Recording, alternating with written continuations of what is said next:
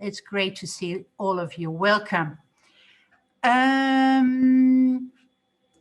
think I saw quite a number of you a year ago in the Humanity House, where we had a great meeting discussing international processes too. And although this is a virtual meeting, I hope it can be as inspiring as it was then.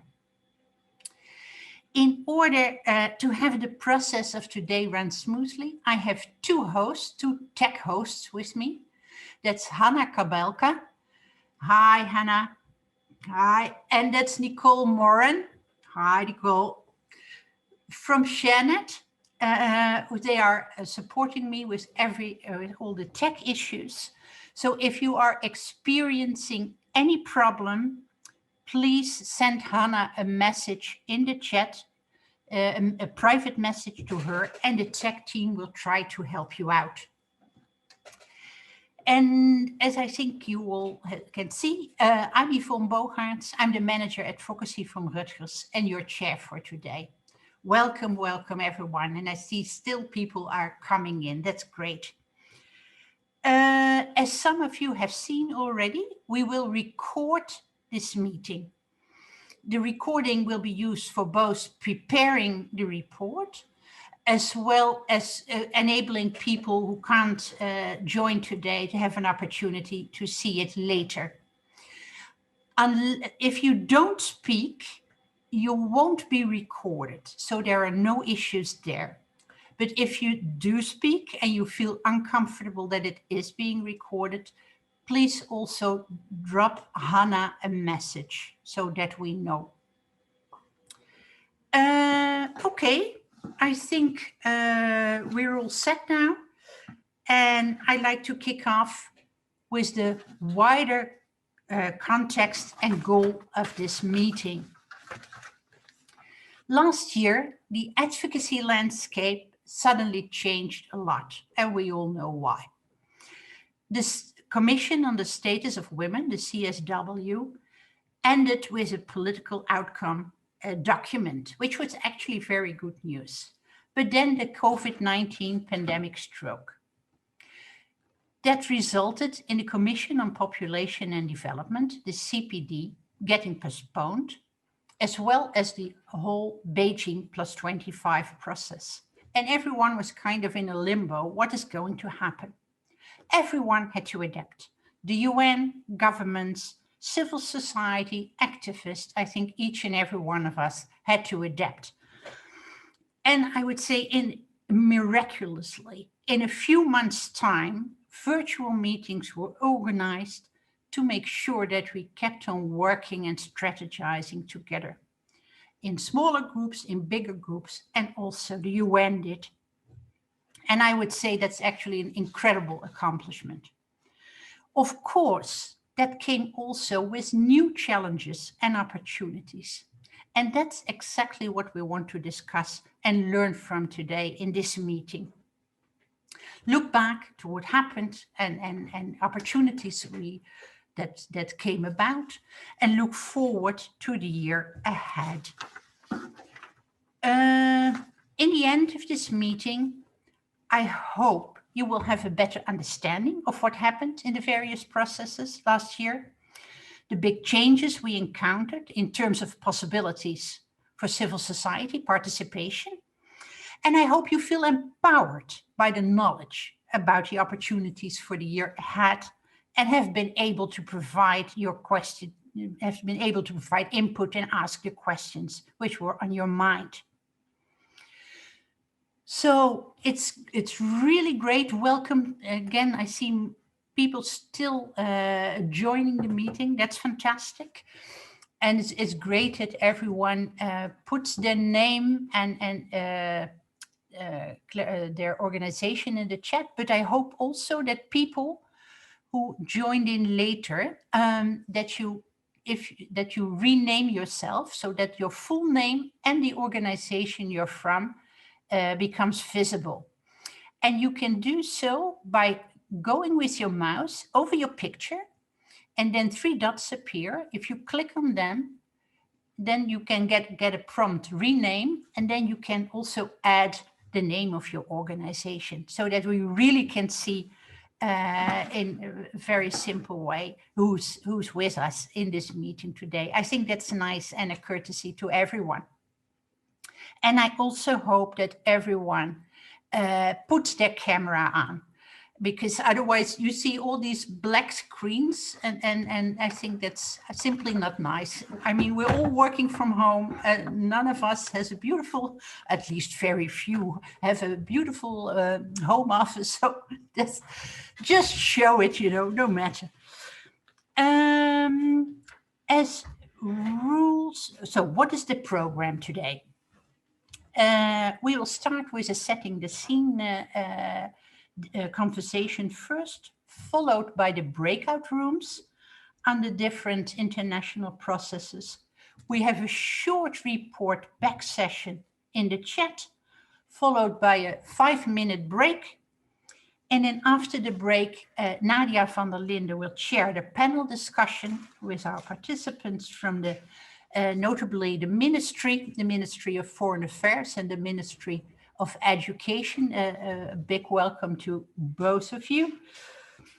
After the panel, we will have a time for Q&A and discussion, and we end at 2:30. And as this is virtual, I mean, I try to be as sharp as possible on the time as set in the program. Regarding the rules for today, if you're not a speaker, I request to keep your microphone on mute. And if you want to react, to do so via the chat. This is a space for learning and exploration. So I really invite you all to be kind to yourself, to be kind to others. And this way we can make it into a nice meeting. And I see more and more cameras being turned on, and I really appreciate it. And I hope everyone on the call can put on their camera and can make also their organization visible. And I really invite everyone as much as possible to do that. That's so much better than having black screens in front of us. Great to have so many people with us today. Welcome to you all. And it's now my pleasure to actually introduce 2 hardcore advocates who've been involved in the different UN processes last year. That's Evie van den Dungen, Senior Policy Advisor of Rutgers, and Poppy Stanbury, the Advocacy Coordinator of Choice for Youth and Sexuality.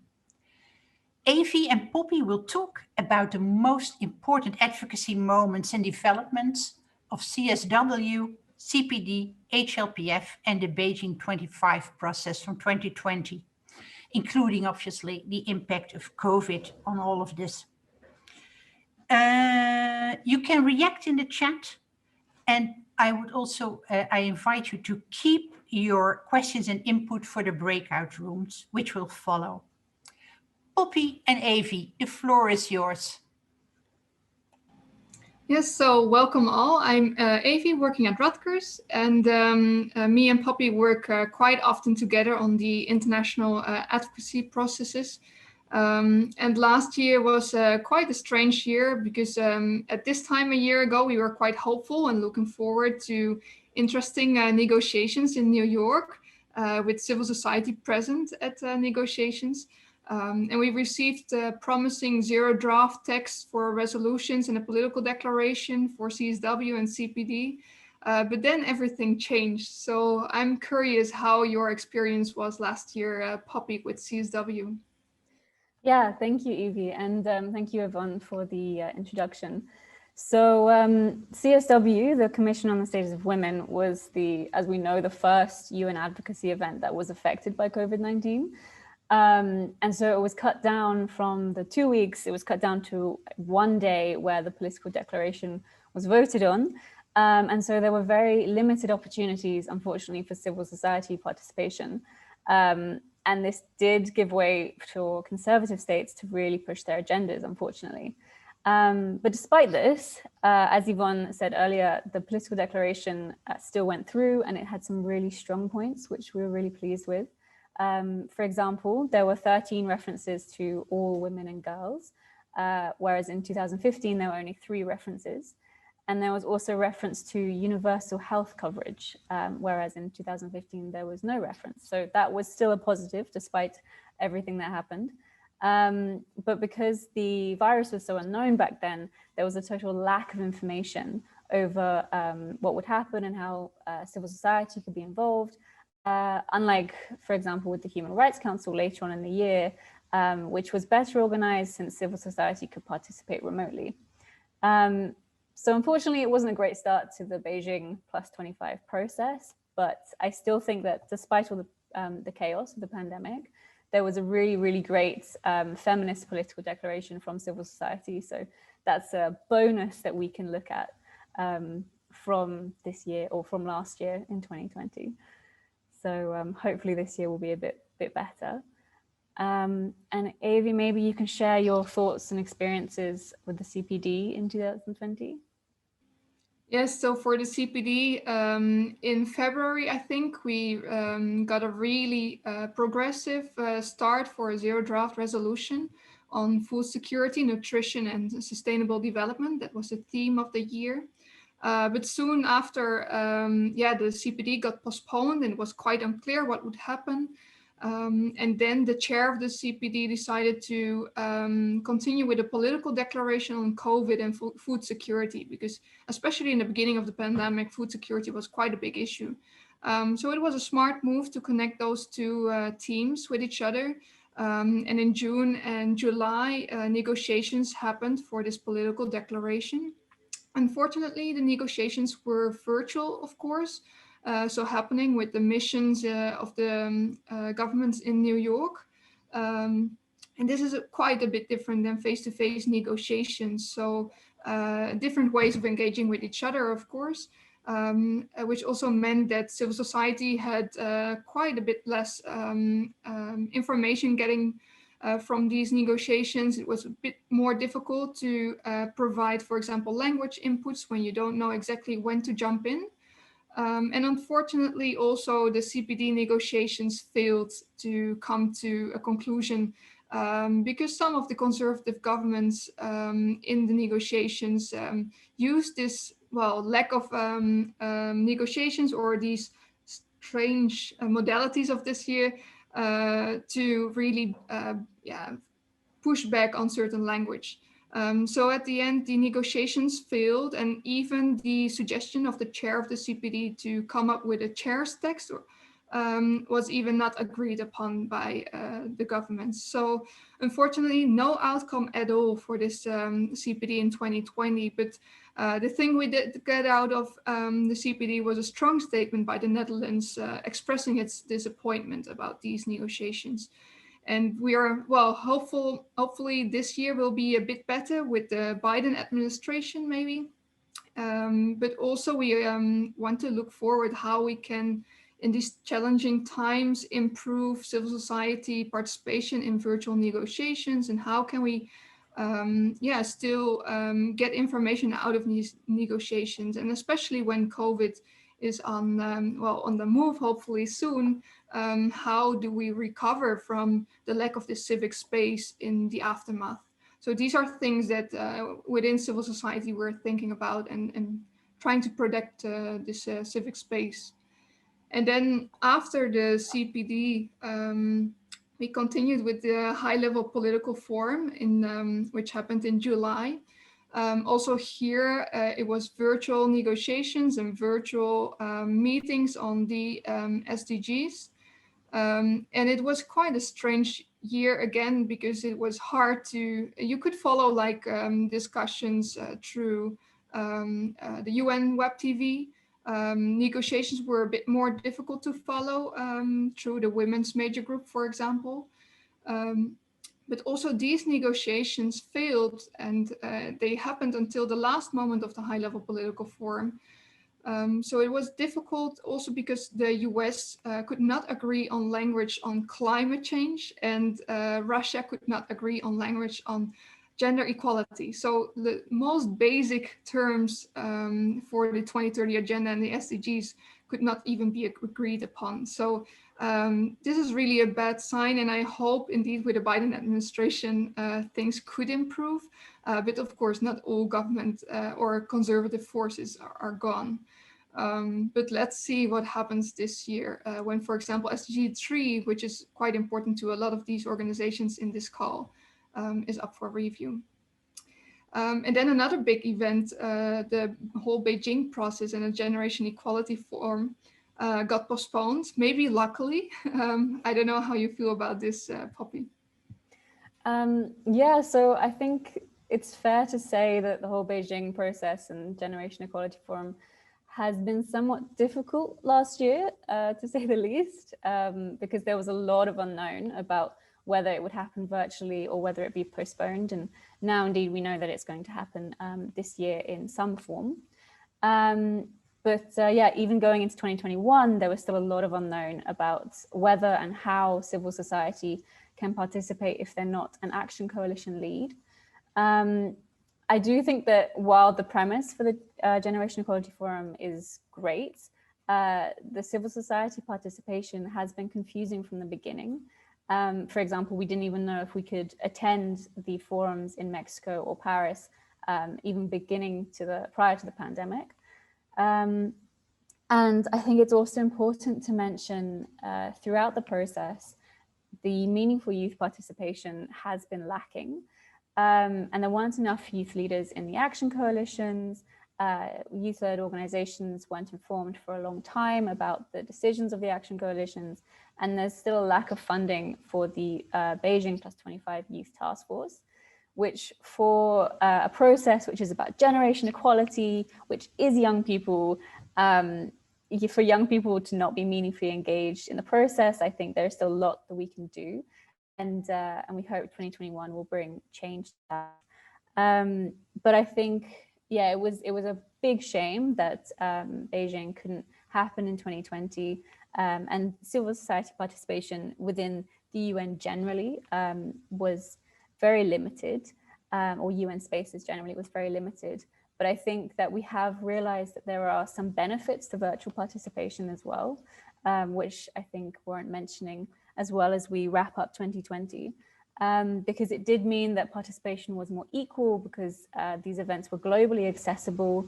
There was less funding needed, which is especially difficult for young people to get funding, and visas aren't required. So it does open up these spaces a little bit.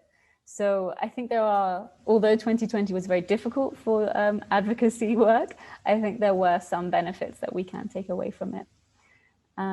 I don't know, Evie, if you want to. Yeah, exactly. And also a good example is the Human Rights Council. There's a lot of flaws there.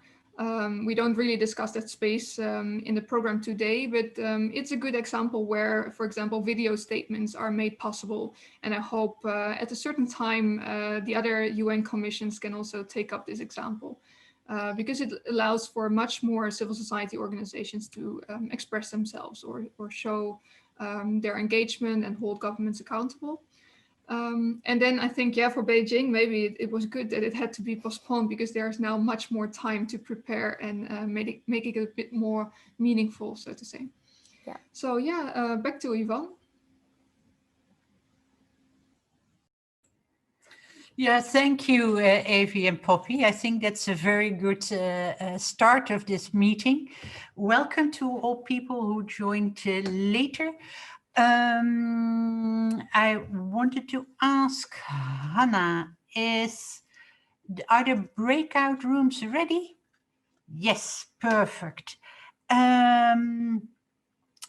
We try to assign everyone to the breakout room the way they registered. If that one way or another doesn't completely work out, I hope you bear with us and be flexible enough and stay in the room where you are in. And again, I repeat, please put your camera on so people can actually see you in the breakout rooms if possible. Okay, then let's go for the breakout rooms.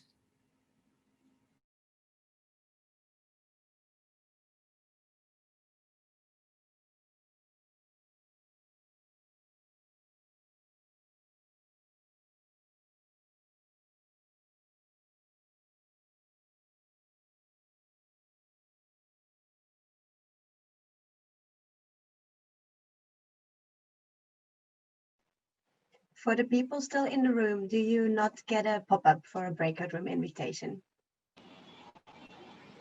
Hello? No, I didn't. No. Then can you let me know if you have a preference in the chat, and I'll quickly assign you. No, I didn't choose any section, but you can put me anywhere. Okay. Basim, do you have a preference? Yes, I'm doing it on my mobile, so it's not working. Okay, no I would worries. like to go to CSW, please. All right, there we go.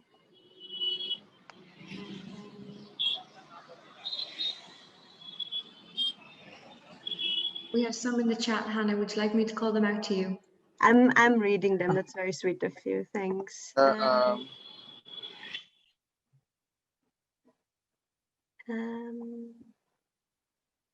CPD. The ones that haven't written their preferences in the chat, I will just randomly assign you if that's okay. Yeah, that's fine. Okay. Enjoy. So where did you put me?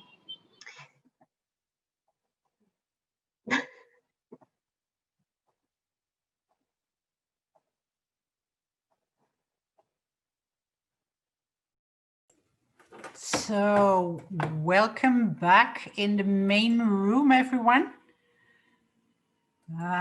It's great. I think everyone is back by now. That's fantastic. I hope you had a good discussion and a good exchange of information and learnings. And I would like to ask everyone to share in the chat your main takeaway from the breakout room.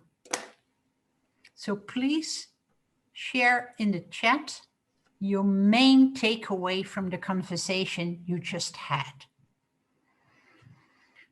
So as a different way of reporting back, I really hope everyone just shares quickly, you know, it doesn't have to be a scientific proposal or whatever.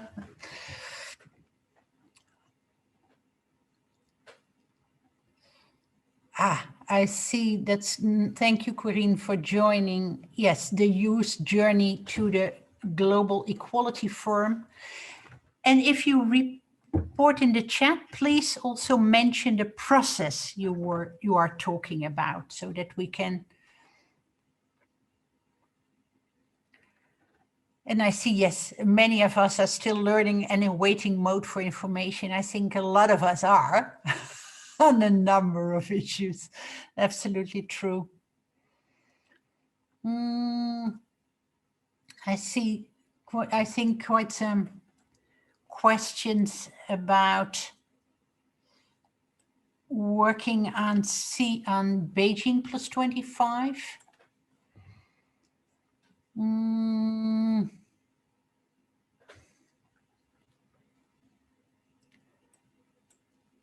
And yeah, people talking about civil society being sidelined in these processes. I think that's absolutely true. Despite so much effort and promises over the year. And I would say also, you know, now what Avi shared earlier, the importance of how can we recover civic space once we lose it. So we really have to defend what we have, because once it's gone, it's very difficult to get it back.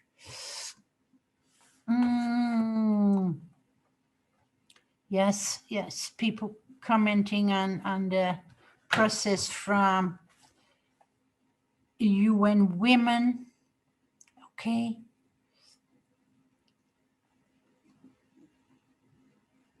The understanding about Beijing plus 25, a bit people learned. Well, safe digital spaces, yes, very important. We learned to get better at working long distance. There's an interesting link being shared from Femnet. Okay. I think actually it's now we are already 40 minutes into our program.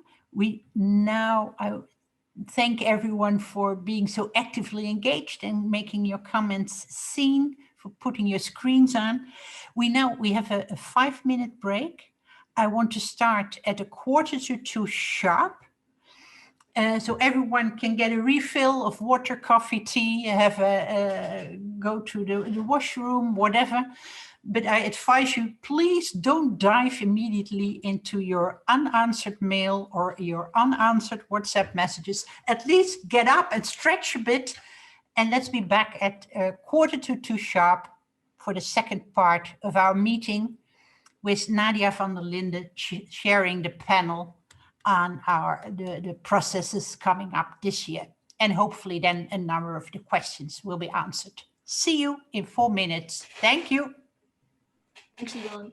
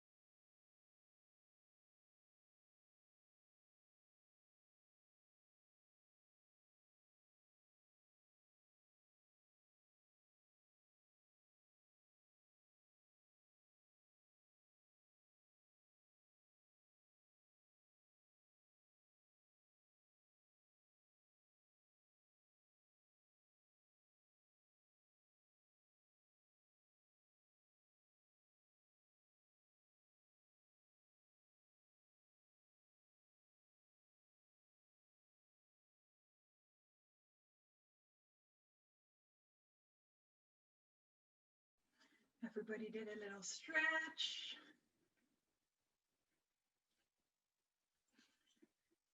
I see some people drinking a cup of coffee. Very good. Some movements happening. Yes. Keep ourselves healthy in these challenging times. All right. Yvonne, did you want me to take away, or would you like to say something else for the second section? No, I think it's just go ahead, Nadia. The floor is yours. Excellent. So welcome back in this second part of the meeting. Whereas the first part was really to try and get ourselves a bit up to speed and reflect a bit on the weird year that we just had, particularly in relation to the various advocacy processes.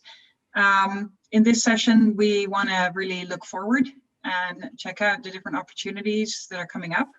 We have a very exciting panel with us who will be sharing some of their insights, and we hope to have enough time also for some Q&A from you as participants. If you have any questions, please put them in the chat. If you have a question particularly for one of the panelists, please make that clear. If it's more of a general question, you can just put it in the chat as it is, and we'll do our best to use as much as possible those questions in this session. I have two brief slides up because I know not everybody who is here in this Zoom space is familiar with all of these processes, and we're using quite some acronyms. And for some of us, this is our daily bread and butter, and others are just sort of new in this or doing this on the side. So we have the Commission on the Status of Women, the CSW, which is coming up in March. We have the Commission on Population and Development, the CPD, which is coming up in April. And then we'll also be talking about the Generation Equality Forum processes. And you'll be seeing a slide about that later as well, which is sort of the new name for the Beijing Plus 25 processes. So we'll come back to these a bit. We'll leave them up for a bit so that you can have a bit of grounding for these conversations for those of you that are newer in this process.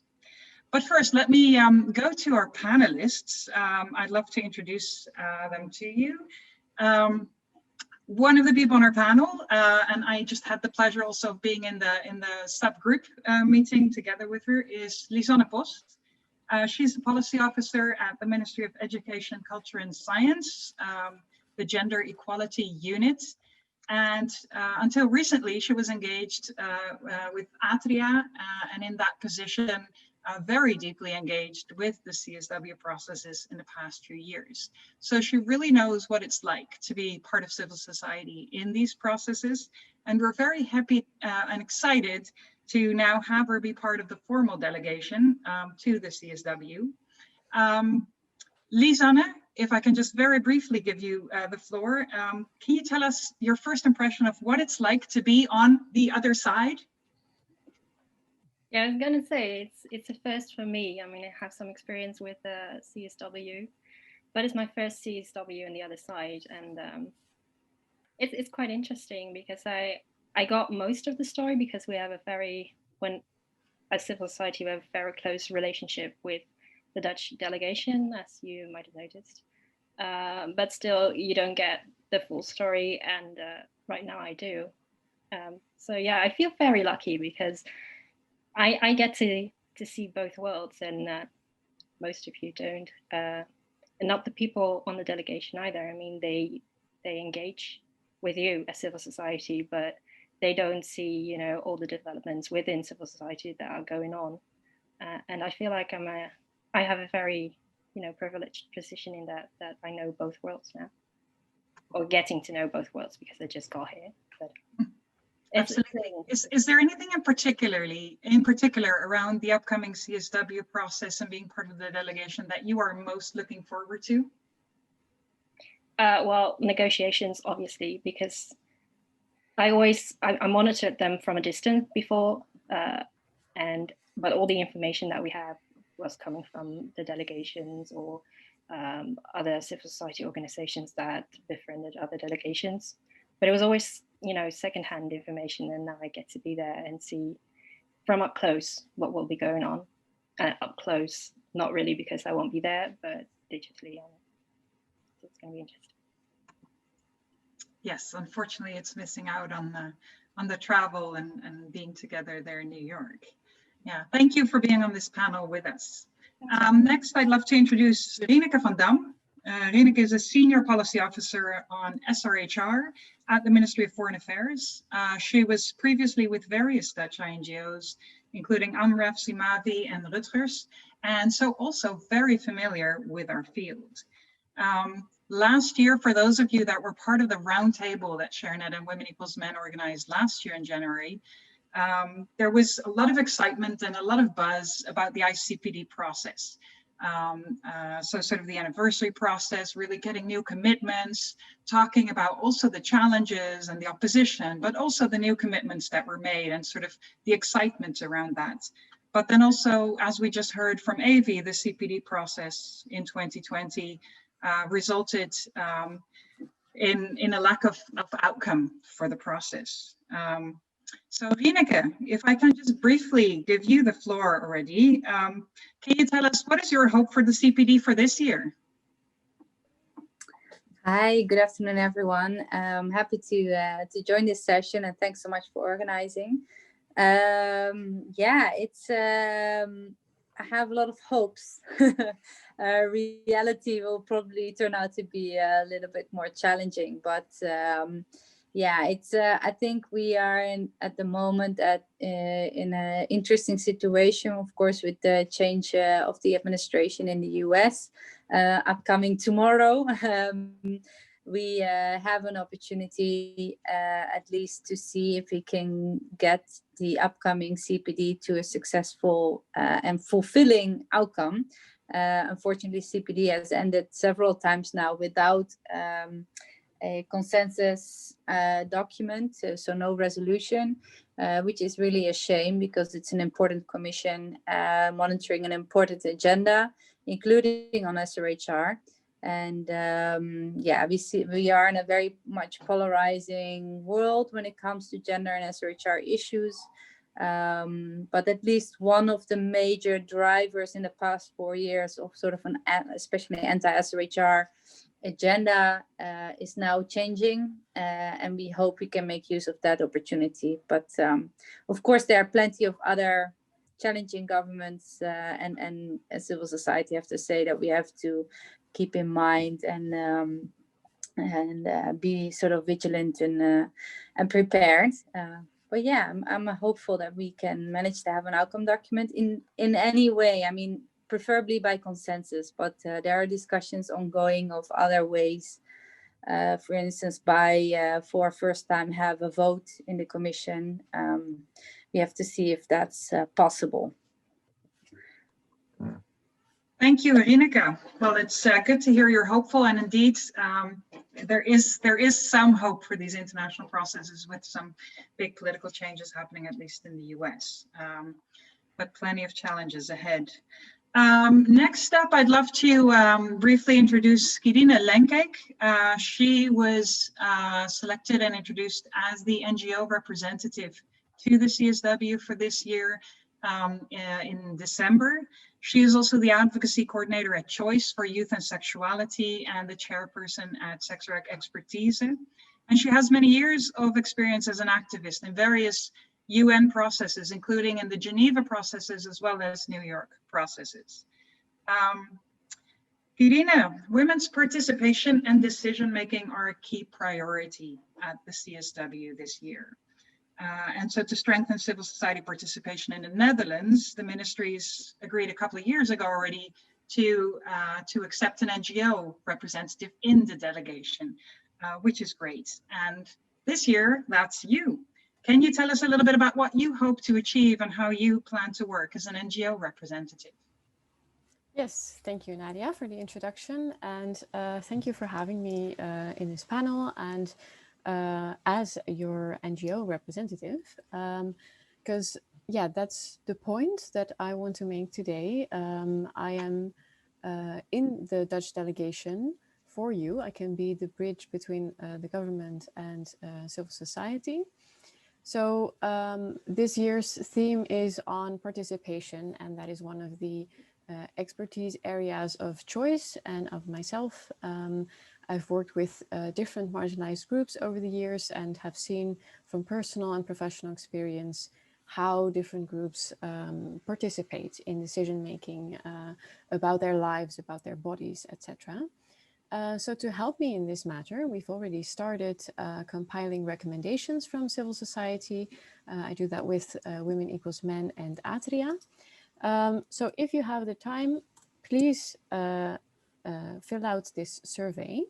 There are some guiding questions around the theme, because I want to hear from you what you've experienced, what you think about it, and the recommendations that you want me to bring along. And if you would like to speak with me at a later point in time, I'll also give you my email address so we can be in touch. And I hope to hear and chat with many of you before, during, and also after the CSW to see what recommendations we can bring forward and make women and girls participation a reality. Thank you. Excellent. Thank you so much, Quirine. Last but definitely not least, we have also Cornelieke Keizer with us on this panel. Cornelieke is the Senior Policy Officer at the Ministry of Foreign Affairs in the Task Force on Women's Rights and Gender Equality. And Cornelieke as well has many years of experience working in different Dutch NGOs previously, including in Cordate and North Star Alliance and Women Equals Men. Cornelieke has been deeply engaged in CSW and Beijing related processes in the past years and currently. And she will try to help us lift some of that mist that still covers the generation equality process. So you can see on the slide as well now that we put up there something around generation plus 25 or the 25 plus process. So it's 25 years ago last year that the Beijing conference took place, which was the 4th international women's conference in the world. The outcome of the Beijing conference, the Platform for Action, provided a key agenda, a visionary agenda for women's rights and gender equality that we still work towards at the moment. The idea had been to have a Mexico forum and a Paris forum hosted by those governments in partnership with UN Women last year. Those were all postponed until this year. But some processes called the Generation Equality Action Coalitions, as well as the Generation Equality Compact for Women, Peace and Security and Humanitarian Action, lots of words, but they're all on that slide, did already start last year. So perhaps some of the subgroups did already start talking about this a little bit. But hopefully this slide can help those of you that are less familiar with it have a bit of grounding for this conversation. So Cornelieke, I think there are a lot of questions that can be posed to you and that the audience has a lot of questions for you. But maybe just to get started with a basic one, do you think that the Generation Equality Forums will actually take place this year? That's thank you, Nadia, and great to be here. And that's an interesting question to start with. Yes, I do think they will take place in one forum or another. I think the Mexico forum has been announced that it will take place virtually with maybe partly an opening session that will be in physical, but I find it difficult to see that's really going to happen because we're talking end of March. And I think that touches upon something that we really plead for as Dutch government already, is also be very careful and now suddenly announcing physical meetings with vaccination programs that have started in some countries. But what will it mean when you start to organize physical meetings and with visa applications, with vaccinations to prove, and I think it would be important to then better stick to a virtual meeting where everybody can join rather than a partly physical, partly online meeting. But yes, they will take place. Well, that's hopeful. And can you tell us a little bit about, so we see here in front of us as well on the slideshow, the Generation Equality Action Coalitions. 6 action coalitions were created on gender-based violence, on economic justice and rights, bodily autonomy and sexual and reproductive health and rights, feminist action for climate justice, technology and innovations for gender equality, and number 6, the feminist movements and leadership. Different NGOs, different governments, different stakeholders are part of the leadership of these different action coalitions, and the Dutch government is part of the leadership of the feminist movements and leadership action coalition, jointly with the Count Me In consortium. Can you tell us a little bit about what's the thinking behind the Dutch government being interested in taking on this leadership position? Well, I think it's not only taking up the leadership position. We, as Dutch government, we really pushed for this thematic to be included as one of the action coalitions. And it's building on the work that we have been doing together, for example, with the Count Me In consortium already, but also with other bilateral donors, and looking at the figures on funding for women's rights organizations and feminist movements globally. For decades long, it has been below 1%, while the funding for gender equality in general is on the rise. The direct funding of women's rights organizations remains at the same level for decades. And it's something that we tried to look into with other donors already in how can we increase that figure.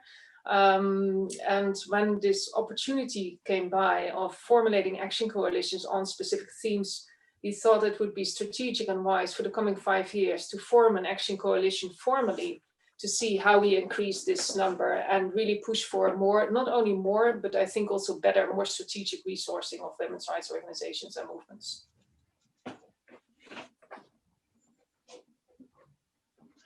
Great. I'm sure we will be coming back to you with more clarity around those processes.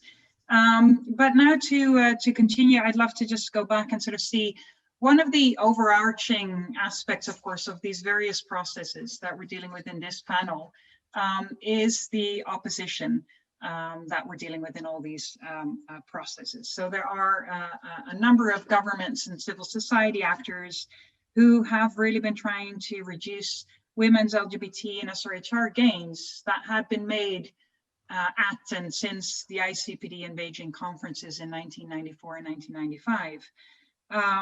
And last year's process really saw quite some aggressive behavior as well towards particularly trans women and sex worker rights activists. We see racism and fascism on the rise. It's been quite a difficult, intense space for a lot of women, and particularly women who are often already excluded or marginalized, to participate in. And of course, participation is a key focus for the CSW this year. Rineke, you already touched a little bit on the opposition and also having some hope now with changes in the US. Can you tell us a little bit more about sort of what is the expectation in the delegation in terms of opposition at the upcoming UN events, as well as within the negotiation processes in the EU, because we also have our challenges here in our own region? Thanks for that question.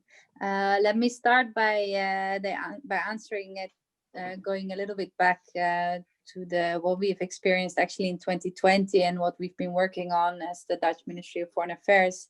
As we saw the regression really and the pushback both within the EU but also at UN conferences aggravating. And maybe you've heard of the Geneva Consensus Declaration that was initiated by the US and signed by a number of countries. Also all the challenges we were facing in the EU. We really engaged internally with various departments and also involving our embassies and also missions in New York, Geneva, Brussels. What can we do? What do we have to do to be more responsive? And I mean, not just reactive, but really try to do something about this. And we've written an internal strategy and we've really engaged in a lot of actions already. We are really solidifying basically our alliances with a group of like-minded countries. At the UN, we have the Nexus Initiative, which you may have heard of, but it's an initiative that's behind all the like-minded statements you've seen with the massive success in October at the Beijing ANGA event, where we had 82 countries signing on.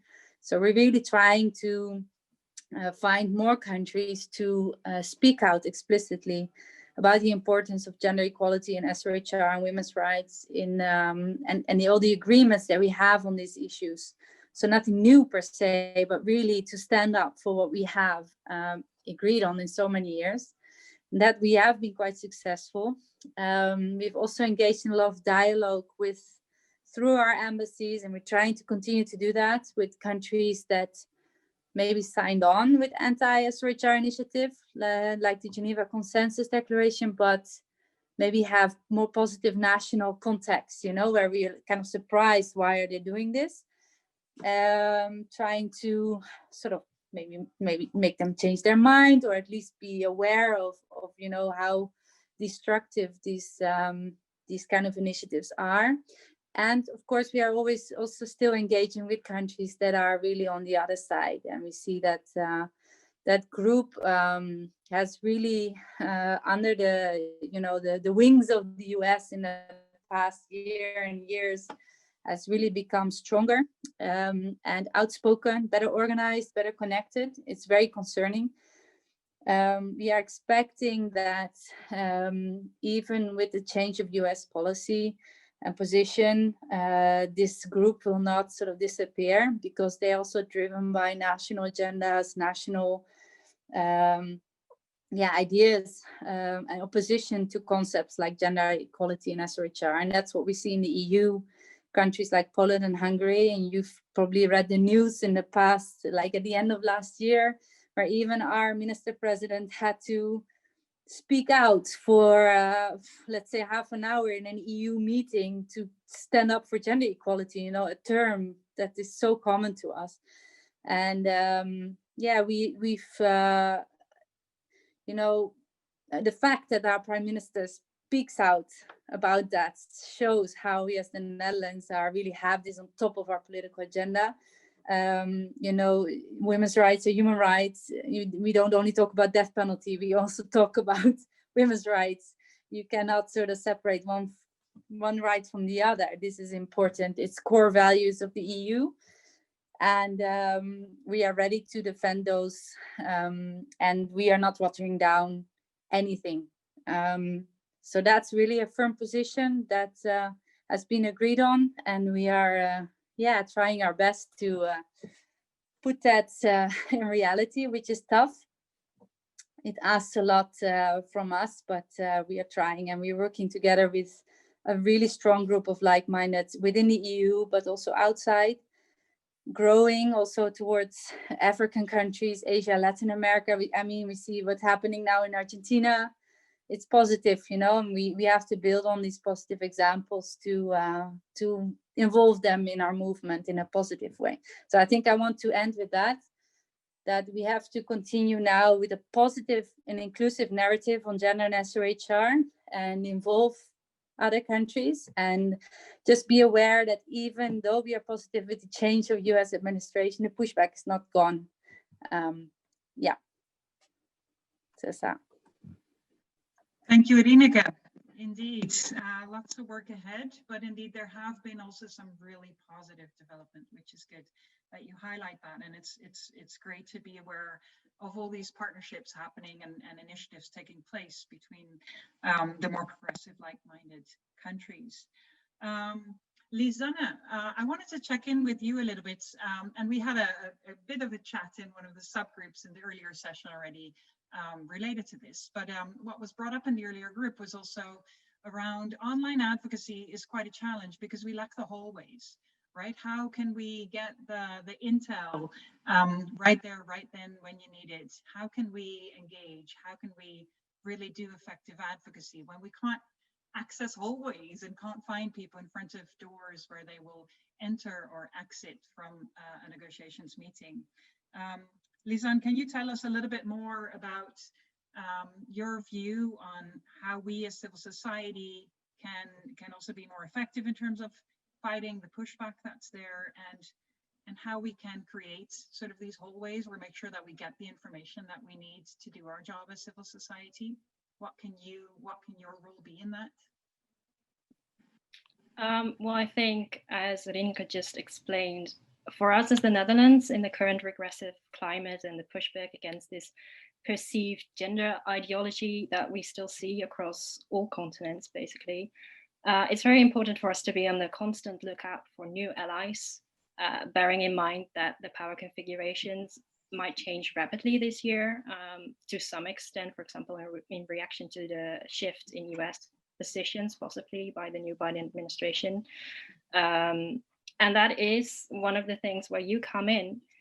We really need your input, both textual input on the agreed conclusions, but also informing these new coalitions, especially now that we will not be there. I mean, we miss the hallways as well.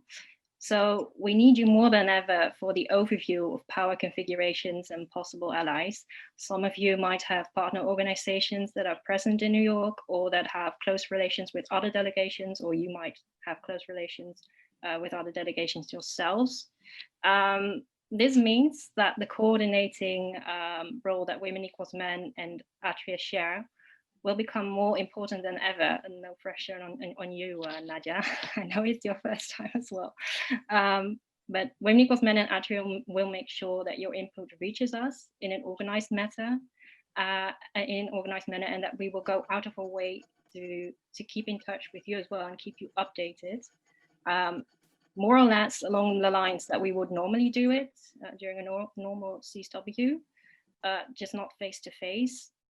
We do have to deal with practical issues, of course, indeed the fact that we cannot meet in the hallway, not spontaneously, and that there's a time difference as well, which is very,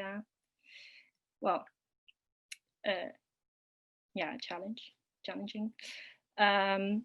It just means that we all will have to make more of an effort to keep in touch, keep each other informed, be proactive in that. In that sense, we're also very glad that Quirine is there and that she has so much experience already. And she will quite literally, as she pointed out herself, be the link between us and you as civil society. In general, though, we intend to reach out to you as much as possible. And the other way around, I would like to urge you all to do the same whenever there's something that you think might be useful to share with us, please do. Because, you know, it's going to be a challenging CSW for us as well. Absolutely, thank you. And I'm seeing quite a few people in the chat and messages for people who like to make sure to stay engaged around the CSW. I've put my email in the chat a bit before. I will do it again at the end of this panel. So please, for everybody who'd like to be added to the CSW contact list that we have, or who would like to join the negotiations process that will take place, feel free to send me an email and I'll make sure that you can stay engaged and informed and updated in this process, because we need all the minds that we can pull together to be strategic in this process. Cornelieke, of course, opposition is not limited to the CSW and CPD processes, which we've talked about a little bit more, but also plays into these Beijing +25 processes. We have these challenging action coalitions. We have this Generation Equality Forum, 2 forums coming up this year. Can you tell us a little bit more about what you see as sort of what you know about these upcoming forums? Because for a lot of civil society, it's very unclear in terms of what is the purpose of those 2 forums, what's expected, and do you know anything about the opportunities to actually engage in those processes? Oh, these are some challenging questions, because we've been discussing this a little bit in the subgroup as well. And it came out in the chat, right? That I think more than opposition or pushback around those processes, because these are not as relevant as with CSW and with the CPD, because these are actually coalitions of like-minded. I mean, I don't say it doesn't exist, because there's still discussion on words like, can we use the word feminist? Because, woo, this is really activist and not everybody is very happy with using those kind of words. But still, I mean, we don't have Saudi Arabia showing up in an action coalition or for a Generation Equality Forum. So it's not that kind of opposition. I think the biggest challenge is in the process is the communication and the transparency on what is happening. And I think it's across the line. It's not only for the youth advocates, although I really recognize that you have an extra burden to overcome there, also in terms of funding and organizing and everything that's happening there. But the communication across the line is not really, really good, not with governments either. And I was sharing in the Breakout group as well. I mean, we don't really have an idea what is happening, for example, in the other action coalitions. I mean, I think my latest update was actually with you from the session that you organized as Women Equals Men, that we could share some information with each other, right? And so I think what civil society can do, first of all, is really keep pushing the core group, UN Women, France, Mexico, and I mean, there are civil society representatives in that core group, as now since a couple of months also youth representatives. So keep pushing them to have more communication channels open on what is happening in the process, because everybody is needing this kind of information. And I think the Generation Equality Forums and the Action Coalition in potential have so much to bring. in terms of, I don't know, a new boost for the Beijing agenda, broadening existing themes, addressing issues that now are at stake with the COVID pandemic, for example, to get more financial and political commitment. But I think we don't use it as much, we are not able to use that opportunity as much as we can because of this lack of communication and transparency.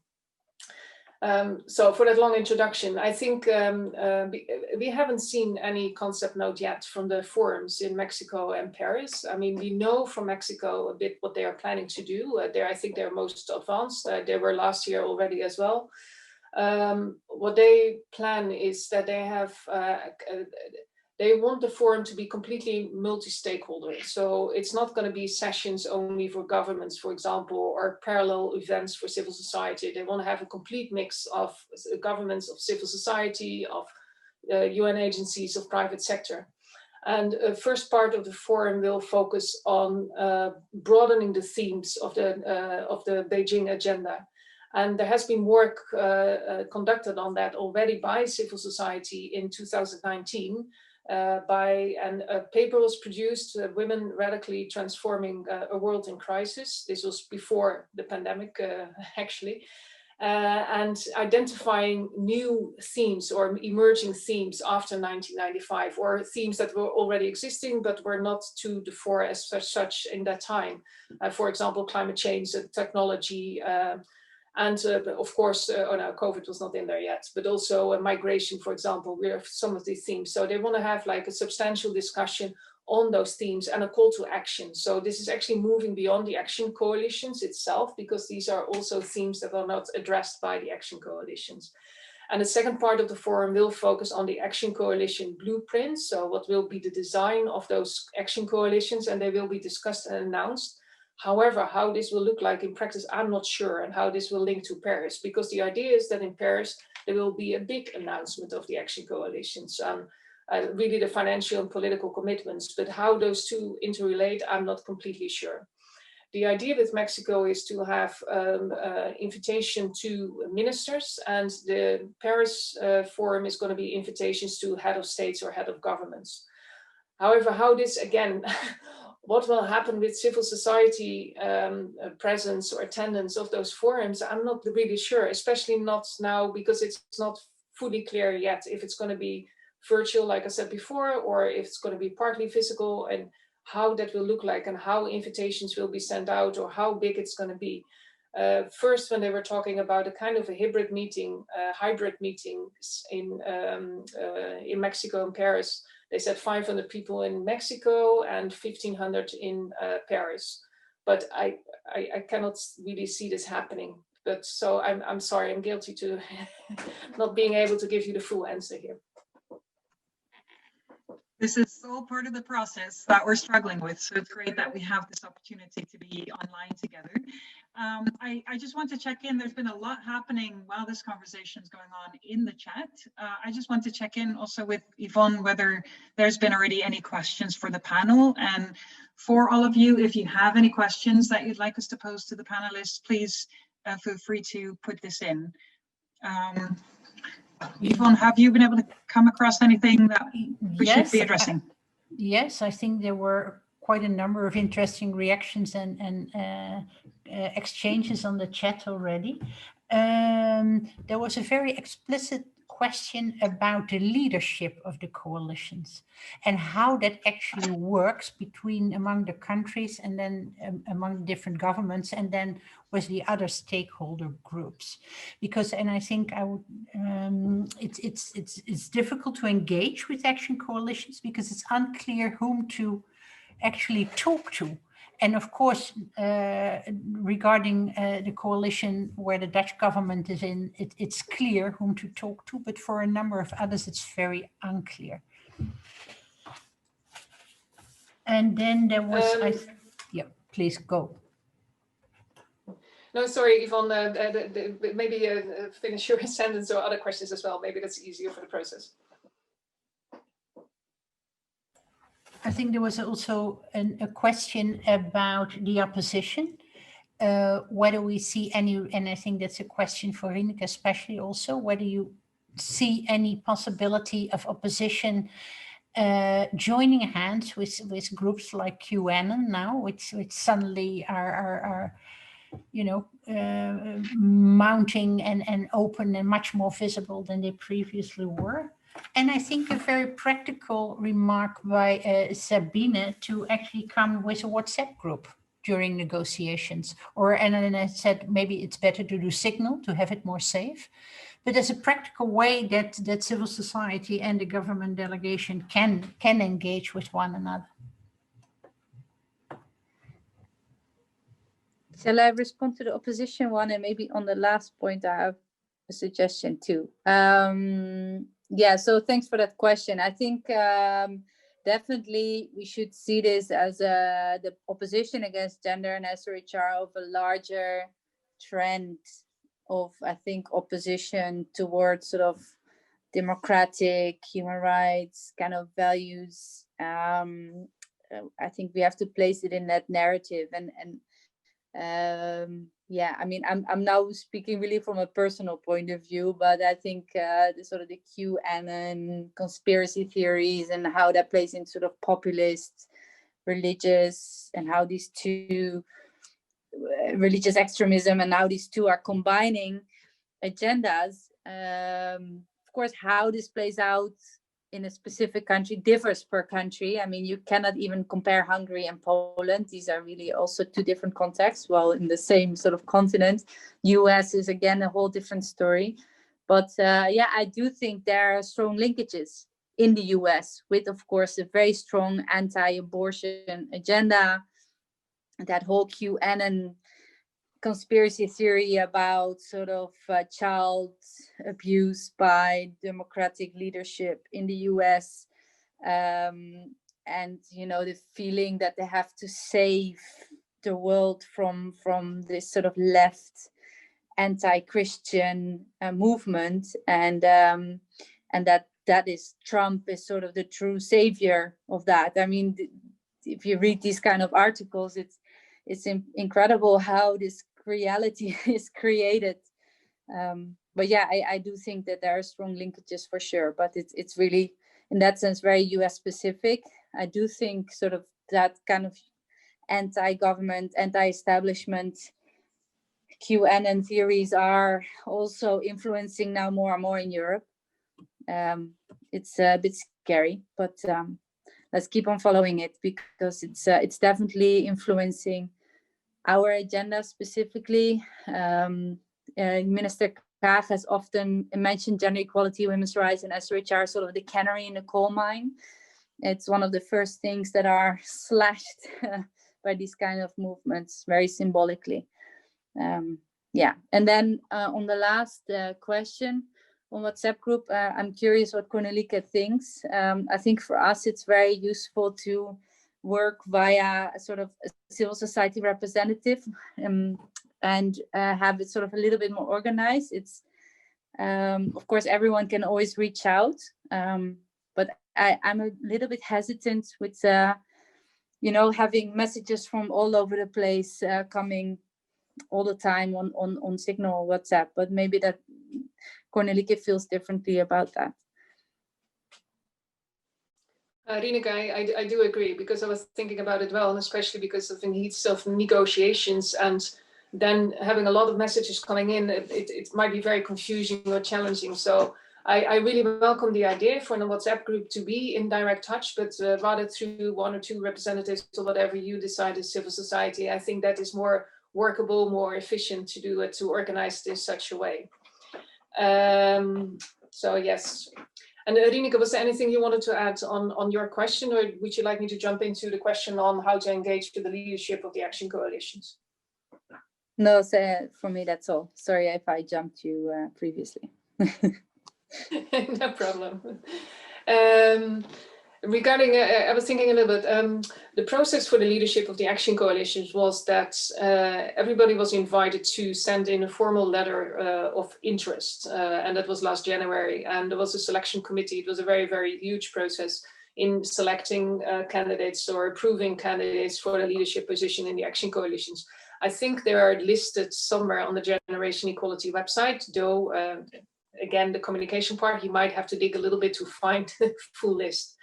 what the leadership now is doing, and that is a representation of governments, of civil society, of private foundations, UN agencies, private sector in some instances, is formulating so-called priority actions and what to work on for the coming 5 years. What the core group is planning to do is launching a model for membership following as well. That's a kind of, and that you can become a member as well for those action coalitions. However, they're still finalizing those criteria and how this will work. I'm looking at the screen right now. It will be a more simple format in the letter of interest that needs to be sent in. It is the leadership from each action coalition that will make a decision on membership. However, the core group is supposed to validate that the decision by the leadership of the action coalitions. So that is one way to engage with the action coalitions. The idea is then also to have a 1-year commitment to an action coalition. That's different from the leadership that has a commitment for 5 years to each action coalition. But the rest of it and what it will entail is not very clear yet. And finally, I want to say, I think that the core group or UN Women is the champion in launching kind of terms that are not very clear to everybody. I think we see that, for example, with the compact on women, peace and security, that you can become a catalytic member. I mean, I got a question, what is a catalytic member? Well, I don't have an answer to that. The same is with the membership now for the action coalitions. They are thinking to rebranding membership to, and now I need to look it up because to commitment makers. So instead of members, you can become a commitment maker to an action coalition. What it entails, I don't know. So I think a push to more clear language on what do we exactly mean by terms, or use simple language that everybody understands, will be welcomed by all in the part of this process. I feel very rude, but it's almost, we are almost at the end of our meeting. And I still would like to actually thank everyone on behalf of ShareNet, Women Equals Men, Dance for Life, Simavi, Choose for Youth and Sexuality, and my own organization, Rutgers. I would like to thank everyone. I'd like to thank Nadia, members of the panel. Any last comments or questions, please use the chat. We will try to answer your questions later. A big thank you for the tech support offered by Hannah and Nicole. And last but not least, a big thank you to all the participants for joining us and for your active contribution.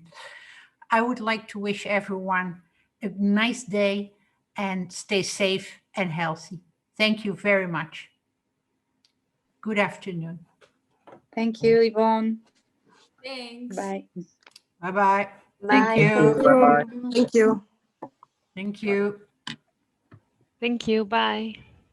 Thank you, and let's all stay connected.